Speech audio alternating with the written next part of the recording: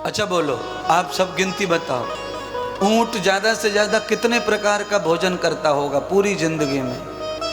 मुझे लगता है 5-6 प्रकार का। हाथी पूरी जिंदगी में कितने प्रकार का भोजन करता होगा? मुझे लगता है 10-15 प्रकार का।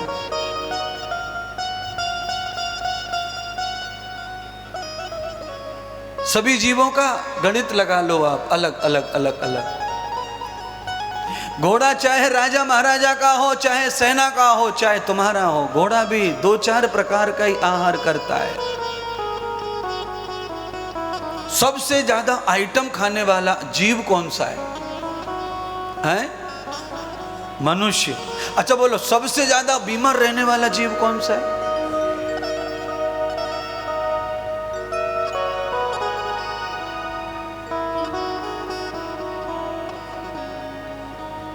अच्छा, ये हाथी घोड़े बीमार हो भी जाएं तो इनकी डिब्बी और गोलियां दवाइयां ये लेके कौन लेके चलेगा? इनके साथ में बैग में कौन धरेगा, कौन ले जाएगा? सूट, सलवार, सेंट की शीशी और पासपोर्ट और वीजा घर पे भूल सकता है आदमी, पर गोलियां भूल सकता नहीं। इतनी ज्यादा चिंता शरीर को है, मनुष्य को है, प्रॉब्लम है। अच्छा बोलो, सबसे ज्यादा स्कूल कौन सी प्रजाति के लिए खुले संसार में? सारे ग्रंथ, शास्त्र, कथा, पांडाल, ये कौन से जीव के लिए सुनाई जा रही है कथा? मनुष्य के लिए। ये सारा ज्ञान, सारे ऋषि, सारे मुनि, ब्रह्मा, विष्णु, महेश, कृष्ण, राम, ये सब जितना भी ज्ञान देके गए, सब एक ही जीव को देके गए, मनुष्य को। सबका ज्ञान घोट के पी गया, पर इसका ज्ञान कहाँ गया पता नहीं, ये कहाँ से कहाँ चला गया। बोलिए, पांडाल में भी कुछ लोग ऐसे बैठे हैं जो पढ़े लिखे हैं, मार्बल घर में लगी है, किचन में कोटा स्टोन लगा है और किचन में ग्रेनाइट लगा है, बेड बिस्तर बढ़िया है, फर्नीचर लगा है, ऑफिस वगैरह भी हैं, नौकरी भी है, बड़ा बेटा बढ़िया पोस्ट पे चला गया है, तो भी तम्बाकू खा रहा है। बोलो, इतनी पोजीशन में भी तम्बाकू खा रहा है। खुद पढ़ा, बच्चे पढ़े, पत्नी पढ़ी, बहू पढ़ी, उसके बाद भी कहां से हो रही है गड़बड़ी? अच्छा, पत्नी पढ़ी कितनी 6 और बहू पढ़ी आई एमटेक। चलो, पत्नी से ना सुधरे तो बहू आ गई, अब तो सुधरो। अब बहू के बालक हो गया, 5 वर्ष का हो गया पोता, बाबा की गोद में बैठे, कंधे पे बिठा के दुकान पे घुमा के लावे बाबा, और पोते के आ गई पिचकारी मार तो रे गटर में, थुर थुर।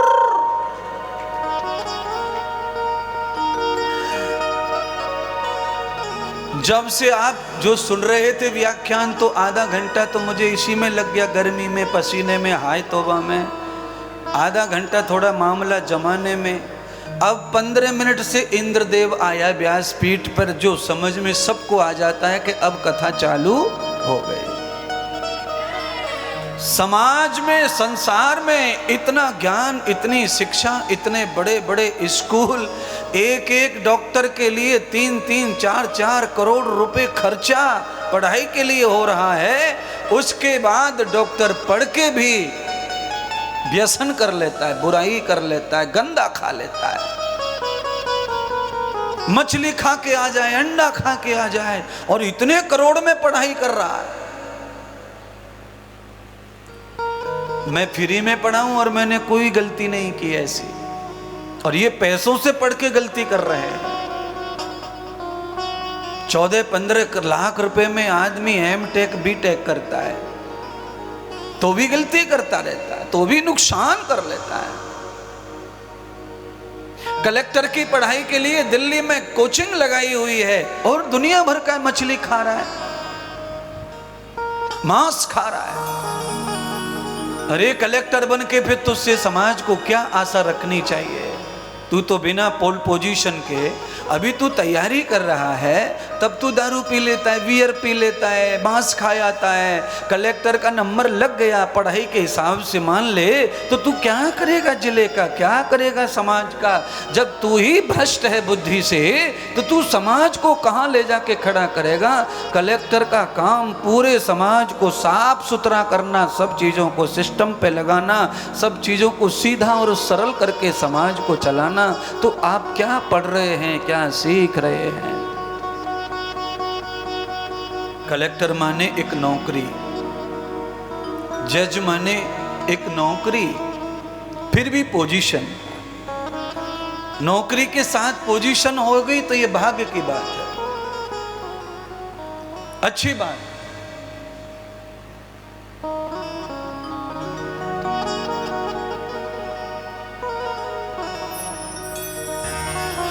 आप लोगों से प्रार्थना कर रहा हूं, ये भागवत आपके लिए हो रही है। देखिए, प्रमाण के लिए 7 दिन में कोई न कोई घटना घटेगी यहां ऐसी, जिससे ये सिद्ध हो जाएगा कि ये कथा सिर्फ मनुष्यों के लिए गाई जा रही है। पांडाल में कोई जानवर आ जाए, मानो कुत्ता, तो जब तक वो पांडाल से बाहर नहीं जाएगा, लोग उसको भगाने में लगे रहते हैं। हर कथा में मैं देखता हूं, कुत्ता आ गया कथा में तो लोगों को ऐसा लगता है पता नहीं क्या हो गया, अब तो पाप हो गया, अपराध हो गया, भाग भाग भाग भाग बाबा बाबा बाबा, पूरी कथा में विघ्न डाल देंगे, पर कुत्ते को भगा के छोड़ेंगे।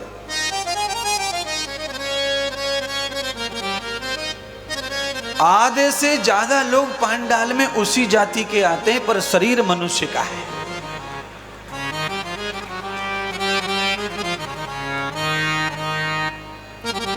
वो ईमानदार है कि उसके गुण भी वैसे हैं और शरीर भी, और आप तो सरेआम बेईमान है। लक्षण कैसे हैं और शरीर? आप हो गए दो गुले, दो बुढ़े हो गए आप। देखो, मेरा शरीर मनुष्य का है, मेरा शरीर मनुष्य का है, तो मेरे लक्षण भी मनुष्य के ही हैं। शरीर और शरीर के लक्षण दोनों एक जैसे जिसके हो जाते हैं, वही समाज में समाज से अलग दिखाई देता है, अलग दिखता है वो। कथा के बाद में हम सब लोग पैदल चलेंगे रोड पे, मैं भी चलूंगा तुम्हारे साथ, तुम भी चलना। तुम सब लोगों में मैं सबसे हटके और अलग दिखूंगा। तुम्हें कोई देखे न देखे, पर मुझे जरूर देखेगा कोटे का आदमी। अच्छा, मानव का शरीर और लक्षण गधा घोड़े कुत्ते जैसे तो कोई नहीं देख रहा है। चाहे तुम मरसरी में जाओ, चाहे हेलीकॉप्टर में आओ, चाहे तुम पैदल जाओ, चाहे तुम कोट में जाओ, चाहे तुम साड़ी में जाओ, चाहे जैसे जाओ, किसी को कुछ पड़ी नहीं है। आप जिस शरीर में हैं, उस शरीर के लक्षणों का जन्म भी साथ साथ होना चाहिए, और वो जन्म होता है संस्कार से, कथा से, सत्संग से, सद्गुरु भगवान के उपदेशों से, उनके सानिध्य से। अपना जीवन जो बचा है ये गुरु जी को झोंक दो, समर्पित कर दो गुरुदेव को, फिर देखो तुम्हारा जीवन कैसे निखर के आता है, नयापन आता है, जीवन में सुधारपन आता है। अरे महाराज, धंधन धंधन पंपण पंपण टन टन टन टन ऐसी गाड़ी आवाज करती जाती है, और गैरेज में 15 दिन तक गैरेज में मिस्त्री गाड़ी को रोक लेता है और पूछ लेता है 1.5 लाख रुपए लगेगा, मंजूर मंजूर। जब तुम लौट के जाते हो गाड़ी लेने, तो वो दुल्हन जैसी सजा कर तुम्हें गाड़ी वापस कर देता है। थोड़ा टाइम लगता है, थोड़ा खर्चा लगता है। ऐसे ही तुम्हारा ये जीवन रूपी जो गाड़ी है, ये पूरा पिंजड़ हो चुकी है, झज्जड़ हो चुकी है। इसको सद्गुरु के सत्संग रूपी गैरेज में लाके यहाँ थोड़ा एडमिट कर दो, और थोड़े दिन इस पे नट बोल्ट गुरुदेव के चलने दो, मंत्रों का, श्लोकों का प्रहार होने दो, और फिर देखो ये गाड़ी कैसी सुंदर हो जाएगी, पवित्र हो जाएगी, महान हो जाएगी।